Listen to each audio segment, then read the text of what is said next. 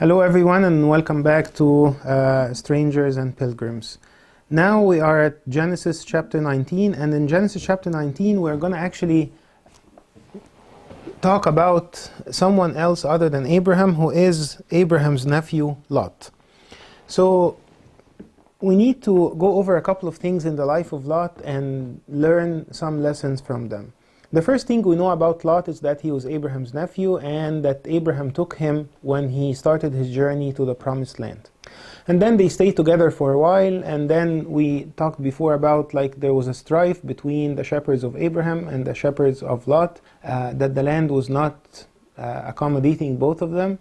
So Abraham told Lot to choose for himself part of the land so that they don't have a struggle or a fight between them, and whatever he chooses, Abraham will take the other part of the land. So Lot looked, and he saw a part of the land that looked very good and appealing to him, so he chose it. And that part was in the area where Sodom and Gomorrah was. So this is the first thing we want to talk about in the life of Lot. Saint Ambrose said about this, "How appropriately then Scripture says Lot, that is deviation, chose for himself. Indeed, God has placed before us good and evil, so that each may choose what he wishes. Let us not then choose that which is more pleasing at first sight, but that which is truly better." So the first lesson from the life of Lot is how to choose, that God puts in front of us good and evil. And our choice determines what's going to happen after. So the advice here by St. Ambrose is not to choose what's pleasing at first sight, but what is truly better. Even if it's not as pleasing at first sight, but it's going to help me in my spiritual life. It's going to help me in progressing in my spiritual life and getting closer to God. So that's the first thing.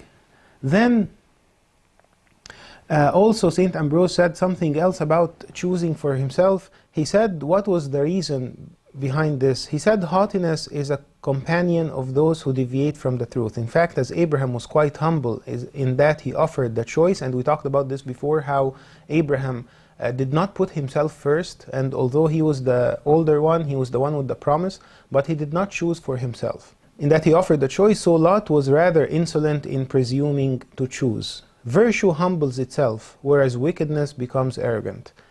Of course, we will see that Lot was a righteous man, according to St. Peter, and according to the fathers of the church as well. But he made a mistake. He made a mistake by not giving Abraham the choice, by choosing for himself. Lot should rather have relied on one more wise than he to be on the safe side.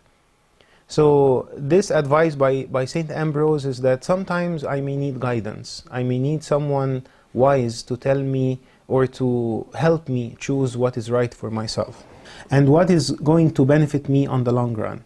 Indeed, he did not have the knowledge to make a choice. So, something to put in mind, that not always we have the knowledge or we have the wisdom to make a choice. Sometimes we need help. And of course, the best help we need, or the most help we need, is to pray to God to guide us what to do.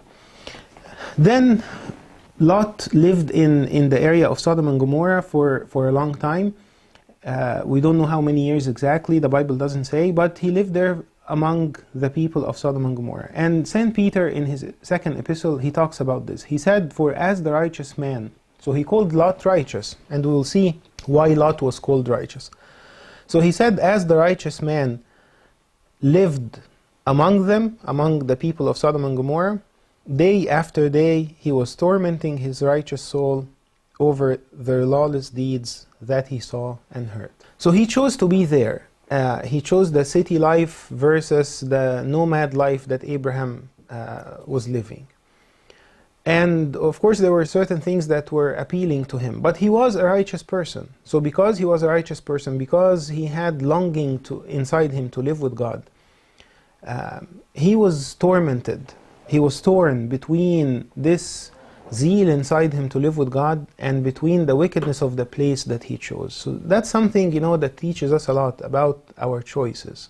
My choice can make my life easy or make my life hard. It makes my life easy if I choose something that matches my zeal to live with God. If it's the opposite, like what Lot did, that's going to be a source of unrest for him. He was not happy. He was not living a peaceful life because of this. So something to remember from the life of Lot is that choices are important, and it's a big part of our spiritual journey. Then, I mean, the story did not end here. We see that God, in fact, sent 2 angels to Lot. If you remember, the 3 angels, or one of them was God, and 2 angels that appeared to Abraham, and then one of them, God was left with Abraham and Abraham pleaded with him for the sake of not destroying Sodom and Gomorrah, and he said, even if I find 10 people, I will not destroy the city. And then he sent the 2 angels to Lot to rescue him. So here we see that Lot was sitting at the gate of the city, of the gate of the city of Sodom. And once he saw the 2 angels, he bowed down to the ground to them. He asked them to come and eat and wash their feet and stay at his house. The same thing that Abraham did. The same thing that Abraham did with the 3 angels that appeared to him. So here we see that Lot was a righteous person, that Lot resembled his uncle Abraham in virtue. And here St. John Chrysostom says, notice his virtue of soul. He considered it a great kindness on God's part to encounter these men, and by welcoming them to fulfill his private longing. So St. John Chrysostom here is saying that he had longing to do good. He had longing for virtue, to help other people, just like his uncle Abraham. Not only that, but he actually persisted. A difference between Abraham and Lot is that when Abraham offered his hospitality to the 3 angels, they agreed right away. When Lot offered it to the 2 angels, they didn't agree. They said, no, but we will spend the night here. We will not spend the night at your house. So he persisted.